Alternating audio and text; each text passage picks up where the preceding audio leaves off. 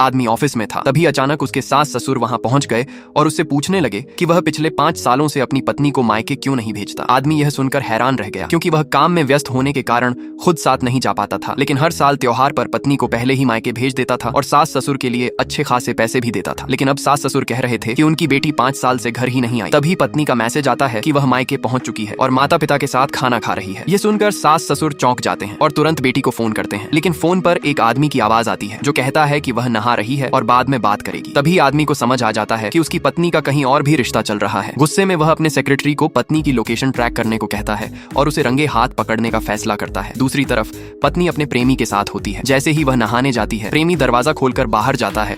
तभी सास ससुर वहां पहुंच जाते हैं और उससे बेटी के बारे में पूछते हैं। पीछे खड़े आदमी को देखकर प्रेमी उन्हें उसी का परिवार समझ लेता है और घमंड में कहता है कि उसकी पत्नी एक बड़ी कंपनी की वाइस प्रेसिडेंट है, इसलिए ज्यादा परेशान न करें। आदमी यह सुनकर हंस पड़ता है, क्योंकि प्रेमी को लगता है कि पत्नी अमीर है, इसलिए वह सास ससुर को पहचान नहीं पाया। प्रेमी गुस्से में सिक्योरिटी बुलाकर उन्हें बाहर निकलवाने की कोशिश करता है। तभी आदमी अपना शादी का प्रमाण पत्र दिखाता है और कहता है कि वह पत्नी का असली पति है। वह सास ससुर की हालत देखकर उन्हें अस्पताल ले जाना चाहता है, लेकिन वे उसके लिए न्याय मांगने पर अड़े रहते हैं। झगड़ा बढ़ने पर आसपास के लोग इकट्ठा हो जाते हैं और शादी का प्रमाण पत्र देखकर प्रेमी को गलत ठहराते हैं। गुस्से में प्रेमी उस कागज को गिरा देता है और मारपीट करने लगता है। तभी पत्नी बाहर आती है, लेकिन पति के सवालों का जवाब देने के बजाय सच छिपाने लगती है। वह कहती है कि वह आदमी उसका कजिन है और वे सिर्फ काम की बात कर रहे थे।